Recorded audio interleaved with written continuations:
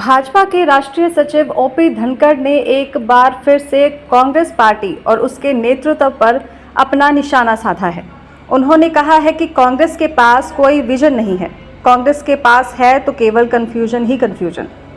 धनखड़ गुरुवार को बादली में पत्रकारों से बातचीत कर रहे थे। इस दौरान उन्होंने मीडिया के सामने 27 अप्रैल को बादली में सीएम नायब सैनी की रैली होने की जानकारी भी दी और हाजिरी की दृष्टि से इस रैली के काफी सफल होने की बात कही। धनखड़ ने हरियाणा में कांग्रेस के लोकसभा उम्मीदवारों की सूची में देरी होने के सवाल पर भी कांग्रेस पर कटाक्ष किया। उन्होंने कहा कि अब इस सूची को लेकर हालात ये हो गए हैं कि लोगों में सूची को लेकर जिज्ञासा ही खत्म हो चली है। ये जिज्ञासा वैसे ही खत्म हुई है जैसे कि कांग्रेस के संगठन ना बनने को लेकर खत्म हुई थी। धनखड़ यही नहीं रुके, यहाँ उन्होंने कांग्रेस के चुनावी घोषणा पत्र को लेकर भी सवाल किया। उन्होंने कहा कि कांग्रेस ने अपने घोषणा पत्र से अपना रुख साफ कर दिया है कि वह अमेरिका का संपत्ति कानून देश में थोपना चाहती है। कर्नाटक में मुस्लिम समाज को आरक्षण दिए जाने पर बोलते हुए धनखड़ ने कहा कि कांग्रेस की सोच बहुसंख्यक समाज को दबाने की है और वह केवल हिंदू ही है। उन्होंने कहा कि झूठ का भय दिखाकर कांग्रेस केवल वाणी सेवा ही करती है। राज्यसभा सांसद दीपेंद्र हुड्डा द्वारा विकास के नाम पर वोट मांगे जाने पर चुटकी लेते हुए धनखड़ ने कहा कि कांग्रेस बादली में केएमपी पर मिट्टी डालकर भूल गई। जब गठबंधन होता है तो दल गठबंधन का धर्म निभाते हैं, जब गठबंधन में नहीं रहते तो अपनी अपनी राजनीति खोजते हैं। अब वो राजनीति यहाँ मिलेगी कहाँ मिलेगी उसका सबका अपना अपना वो चलता रहता है। कभी अब मुझे नहीं कहना चाहिए फिर भी ये चला हुआ है कि चाचे ताऊ इकट्ठे हो जाएं। अब चाचा कह रहा है कि यहाँ तो जगह नहीं है। नायब सिंह सैनी ने तो बयान दिया है कि अगर भ्रष्टाचार अगर होगा तो हम लोग मामला दर्ज करेंगे, उसको किस तरह से? देखिए, सरकार सभी के बारे में किसी को पर्टिकुलर कहने की जरूरत नहीं, मैं पर्टिकुलर कह भी नहीं रहा हूँ। सरकार सामान्यतः भ्रष्टाचार के मामलों में बीजेपी की सरकार ने काफ़ी कठोरता के साथ काम करने का प्रयास किया है। 100% चीज़ें पहुँचने में अपना एक समय लगता है, लेकिन फिर भी ये कह सकते हैं, आप भी सब कह सकते हैं कि करप्शन के मामलों में बाकी सरकारों की तुलना में भारतीय जनता पार्टी की सरकार ने मजबूती के साथ काम करने का काम किया और अपने जिसको साथ रहते हुए भी, मतलब सरकार के अंदर रहते हुए, देखिए दो दृष्टिकोण हो सकते हैं। एक होता है चीज़ों को छुपाना, एक होता है कार्रवाई करना। क्योंकि सरकार में लाखों लोग काम करते हैं, कोई 4-5 ऊपर के लोग काम करते हैं, 5-10 ऐसा नहीं। सरकार की हायरार्की होती है, 7 लेवल की हायरार्की होती है। तो जिस भी लेवल पर करप्शन ध्यान में आया उस करप्शन का कार्रवाई हुई है। इसलिए नायब जी का कमिटमेंट उस प्रकार का कमिटमेंट है और इसलिए किसी पर भी कोई विषय है, कोई बात आती है तो निश्चित रूप से सरकार उस प्रकार से कार्रवाई करती है। दीपेंद्र हुड्डा ये कह रहा है कि जनता के बीच में जाके जो है अपने विकास कार्यों की जो है वोट मांग रहे हैं लोगों के बीच। दीपेंद्र हुड्डा ये कह रहा है कि जनता के बीच में हम वोट मांग रहे हैं तो अपने विकास कार्यों को लेकर। देखिए, दीपेंद्र हुड्डा जी ने जो विकास कार्य किए थे यहाँ झज्जर में, वो तो सबके सामने इस रूप में है कि केएमपी पर मिट्टी पड़ी हुई थी। 10 सालों में उनकी सरकार केएमपी नहीं बना पाई थी। एनसीआई का ठीक है कि विचार उनका था, लेकिन भूमि पूजन भी हमने किया आप लोगों की हाजिरी में और उद्घाटन भी हमने किया। बादली को सब डिवीज़न, तहसील जो है और ब्लॉक हमने बनाया। हुड्डा साहब तो इधर देखते भी नहीं थे, ये बादली सारी यहाँ बैठी है। हमारे हल्के में तो पटवारी और ग्राम सचिव से ऊपर अधिकारी नहीं था।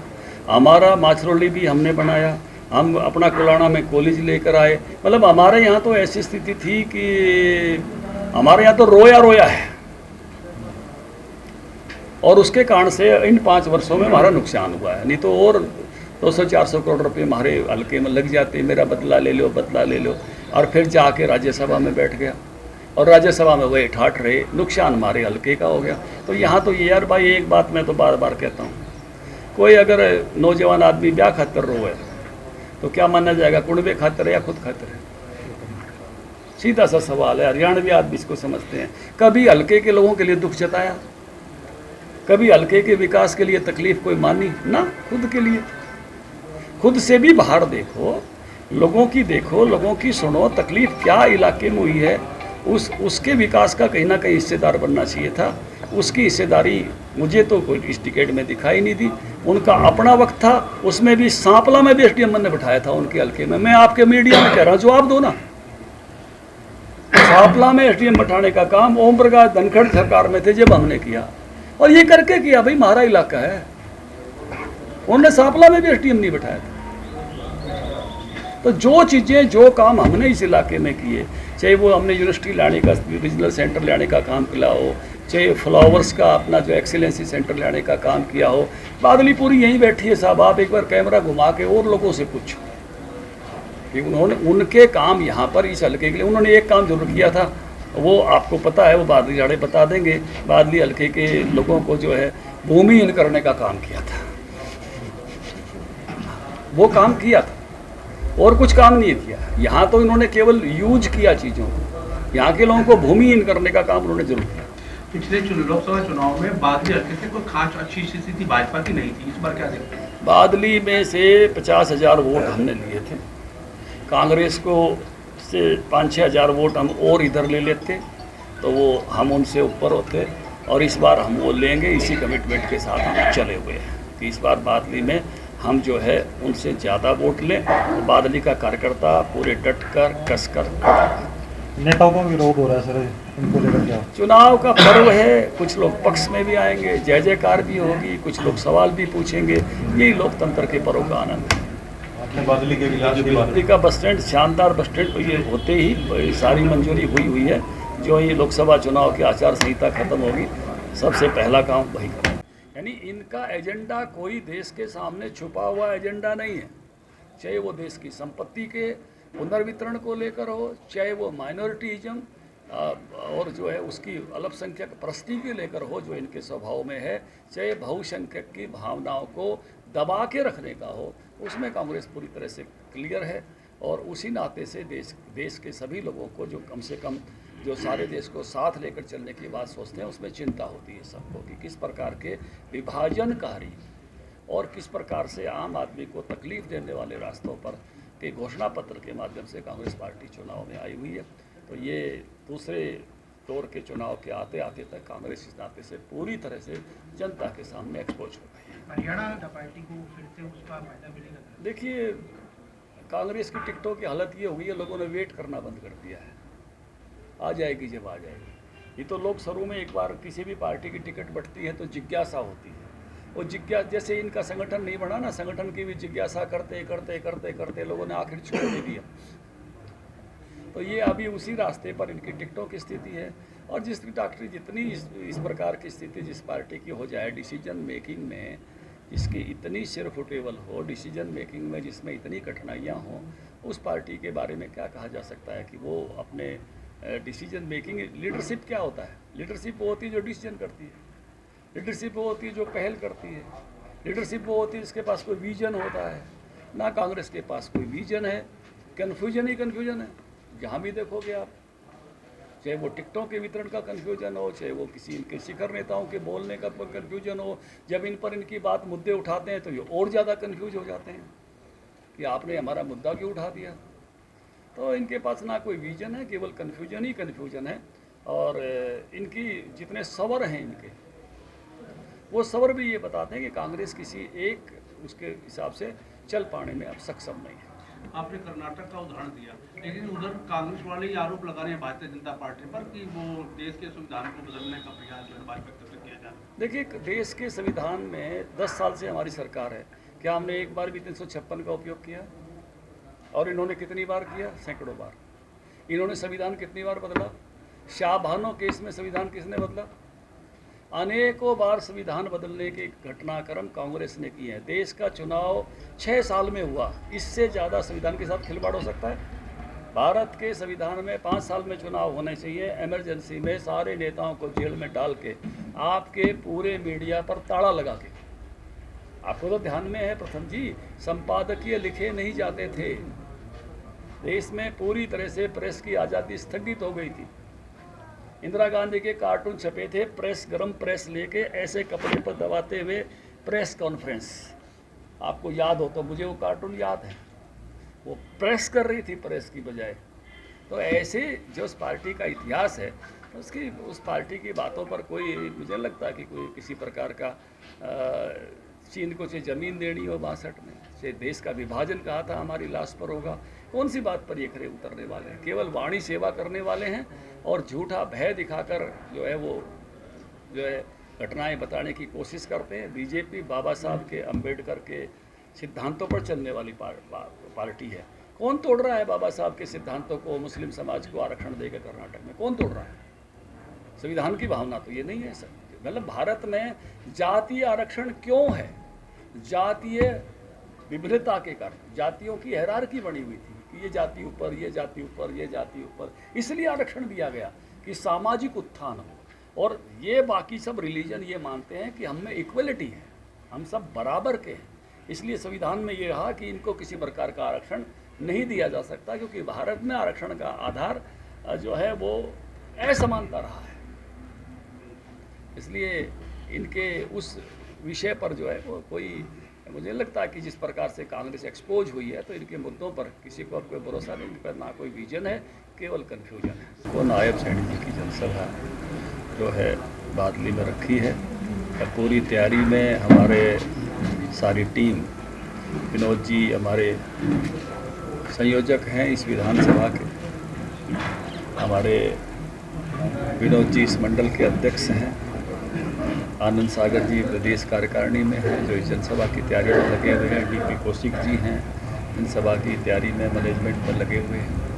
तो आज बादली में इसलिए आप सबको बुलाया कि आपके माध्यम से भी इस जनसभा की जानकारी बादली गांव के लोग भी, आसपास का गोहांड भी और हमारे हलके के जो है 95 से अधिक गांव हैं वो सारे के सारे इसमें अपने पूरे जोश खरोश के साथ सहभागी होंगे।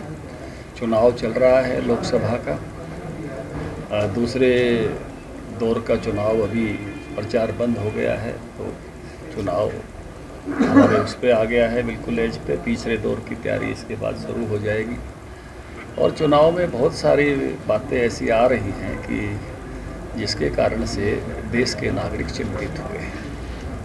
कांग्रेस पार्टी ने अपने घोषणा पत्र में लिखा है कि हम संसाधनों का पुनर्वितरण करेंगे, रीडिस्ट्रीब्यूशन ऑफ रिसोर्सेज। ये बहुत ही ऐसी संवेदनशील बात है जिस पर पूरे देश का कंसर्न गया। उसके बाद कांग्रेस के नेता राहुल गांधी जी ने अपने भाषण में कहा कि हम एक्सरे करेंगे किसके पास क्या है।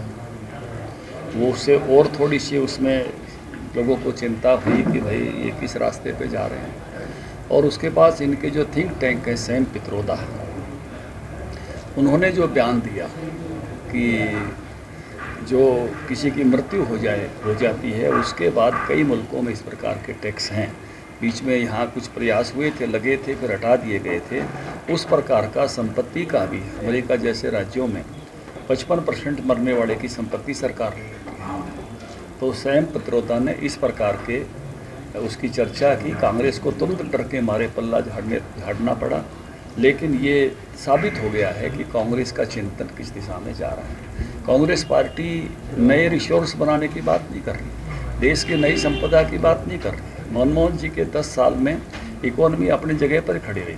मोदी जी के समय में हमारी इकोनॉमी बढ़ के 5वें नंबर पर आई और हम तीसरे नंबर के संकल्प के साथ आगे बढ़ना चाहते हैं। कांग्रेस देश को आगे बढ़ाने के चक्कर में नहीं है, जिनके पास जो है उसको बांटने के चक्कर में है। दूसरी खतरनाक बात जो इन दिनों में हुई है, हंसराज अय्यर जी ने जो रिपोर्ट दी है कि कर्नाटक में इन्होंने पिछड़े वर्ग के आरक्षण में जो है मुस्लिम समाज को जो है उसमें शामिल कर दिया है। हमारा संविधान बिल्कुल भी इस बात की इजाज़त नहीं देता कि धर्म के आधार पर कोई आरक्षण दिया जाए, क्योंकि जातीय आधार पर जो आरक्षण दिया गया उसका कारण जातियों के सामाजिक स्तर के कारण से ये आरक्षण दिए गए थे।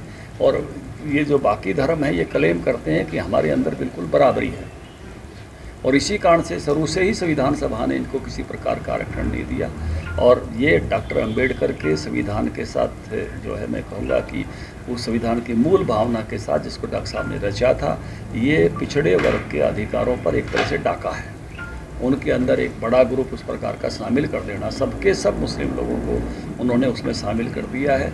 तो इस नाते से कांग्रेस पार्टी की मंशा जो है वो अच्छी नहीं है। उन्होंने अपने घोषणा पत्र में भी अपनी मंशा को छुपाया नहीं है। उन्होंने अपने घोषणा पत्र में लाइन लिखी है, हम बहुसंख्यकवाद के विरोधी हैं। बहुसंख्यक कौन है इस देश में? हिंदू है। इसलिए ये साफ पता चलता है कि उनकी मानसिकता। फिर जब उनको कहते हैं कि आप अपीजमेंट कर रहे हो, आप माइनॉरिटी का अपीजमेंट कर रहे हो, आप उस रास्ते पर जा रहे हो, तो उनको तकलीफ होती है। मतलब उनको ये कहा नहीं जाए और वो कहते रहें खुल के। तो जिस रास्ते पर अब चुनाव जा रहा है उसमें कांग्रेस का ये जो चेहरा है ये देश के सामने खुलकर आ गया है, माने सभी लोगों के ध्यान में आ गया है। ये तो यहाँ तक चाहते हैं कि मिलिट्री में भी धर्म के आधार पर, राजनाथ जी ने इस बात को कहा है विशाखापट्टनम, धर्म के आधार पर ये भर्ती चाहते हैं मिलिट्री में। इस बात की समर्थक कांग्रेस पार्टी। तो ये जो विषय देश में अभी कंसर्न चल रहा है कि इन्होंने चलाया भी है सब, ये कोई छुपे हुए लोग नहीं है ऐसे। इन्होंने एक समय था लोगों की आमदनी का इतने % बैंक में जमा कराना ही पड़ेगा। ये वही पार्टी है जिसने जबरन नसबंदी की थी, जबरन नसबंदी की थी लोगों की। केस देने ही पड़ेंगे, केस लेके ही आने पड़ेंगे। किसी भी बात में इस तरह की ज़बरदस्ती करना इनके स्वभाव में, उस प्रकार के स्वभाव में। यही वही पार्टी है जिसने इस देश में गैसे गणेश की बजाय गैसे गधा पढ़ाना शुरू कर दिया था।